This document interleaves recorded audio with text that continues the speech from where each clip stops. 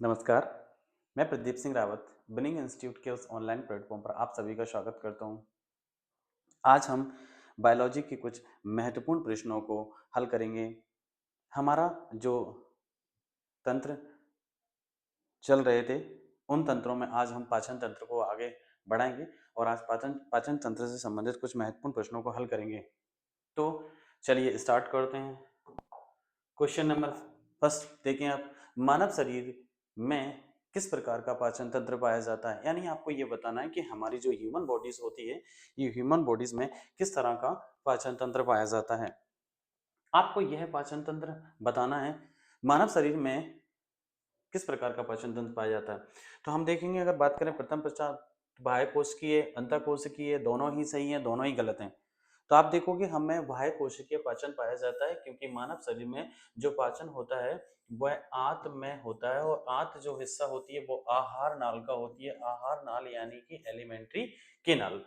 अर्थात जिन जीवों में पाचन कोशिका के बाहर होता है उसे बाह्य कोशिकीय पाचन होता है, तो उसे मानव में भी बाह्य कोशिकीय पाचन पाया जाता है।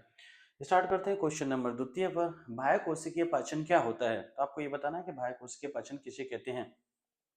बाह्य कोशिकीय पाचन वह होता है जहां पर आहार नाल में होता है। तो ऐसा किस किस में पाया जाता है आपको बताना है। प्रोटोजोआ में अंतः कोशिकीय पाचन होता है, जबकि हमें बाह्य कोशिकीय पाचन बताना है। स्तनधारियों में, पक्षियों में, ये दोनों में ही आंसर सही दिया है, तो इसका ऑप्शन हो जाएगा फोर्थ नंबर का क्वेश्चन। 2 और 3 दोनों ही सही हैं।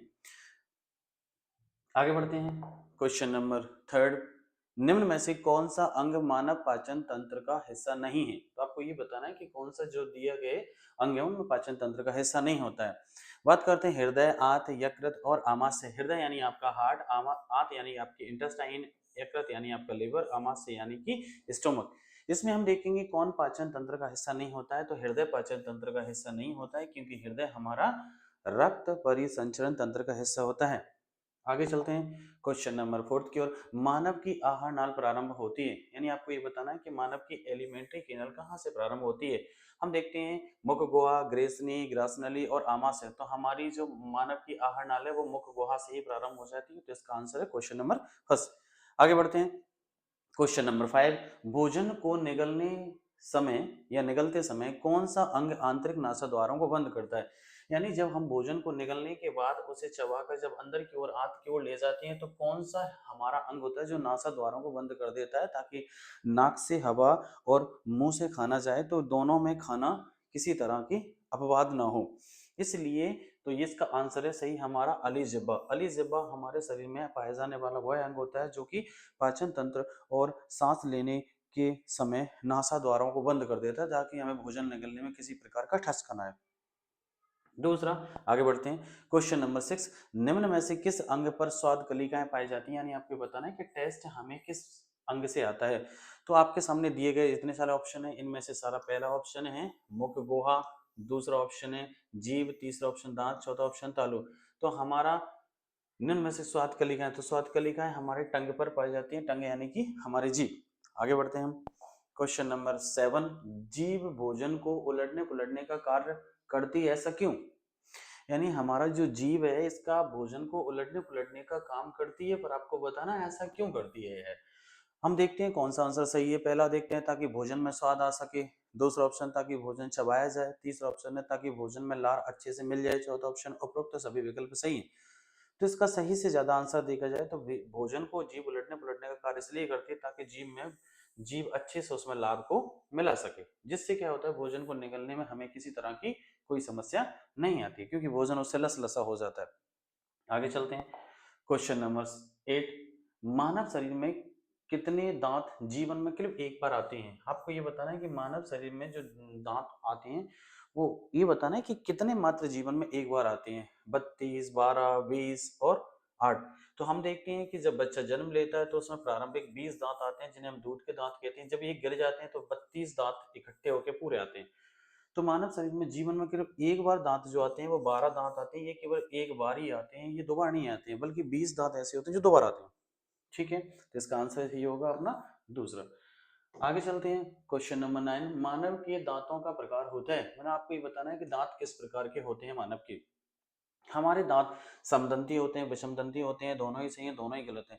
समदंती मतलब होते हैं सब दांत समान होते हैं, विषम दंती मतलब होते हैं सब दांत अलग प्रकार के हो। तो हमारे अंदर देखे जाए तो दांतों का सबका अलग अलग प्रकार होता है, जैसे मोलर, प्रीमोलर, इंसाइजर, केनाइन। तो हमारे दांत फिर विषम दंती होते हैं। आगे चलते हैं। क्वेश्चन नंबर 10, मानव शरीर में किन दांतों की संख्या सबसे ज्यादा होती है? यानी मानव के जो दांतों का प्रकार है उसमें आपको ये बताना है कि किन दांतों की संख्या सबसे ज्यादा होती है। हमारे शरीर में पाए जाने वाले जो दांत होते हैं वो चार प्रकार के होते हैं, केनाइन, इंसाइज, प्रीमोलर और मोलर।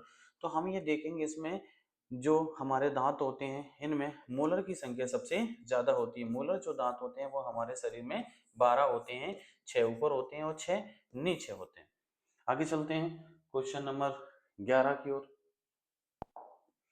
मानव शरीर का अंग सबसे कठोर भाग इनेमल होता है, ऐसा क्यों? ये तो सब जानते हैं कि मानव शरीर का सबसे कठोर भाग इनेमल होता है, जो हमारे दांत का एक हिस्सा होता है। और आपको ये बताना है कि ऐसा क्यों होता है।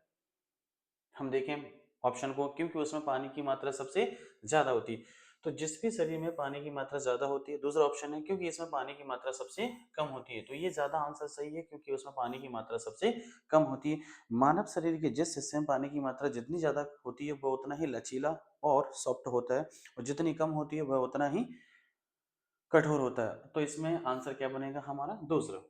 बात करते हैं आगे क्वेश्चन नंबर 12 की। ओडोंटोलॉजी में किसका अध्ययन किया जाता है? ओडोंटोलॉजी में हम दांतों का अध्ययन करते हैं। यह जीव विज्ञान की वह शाखा होती है जिसमें हम दांतों के बारे में पढ़ते हैं। इसे ओडोंटोलॉजी भी कहते हैं। तो इसमें आंसर ढूंढ लेते हैं कौन सा आंसर सही है। तीसरा। आगे चलते हैं क्वेश्चन नंबर 13 पे। लार से संबंधित दिए गए कथनों पर विचार किए। लार यानी कि आपके शरीर में पाई जाने वाली सैलाइवा, यानी हमें सैलाइवा से संबंधित प्रश्नों पर चर्चा करनी है। बात करते हैं सैलाइवा क्या होती है।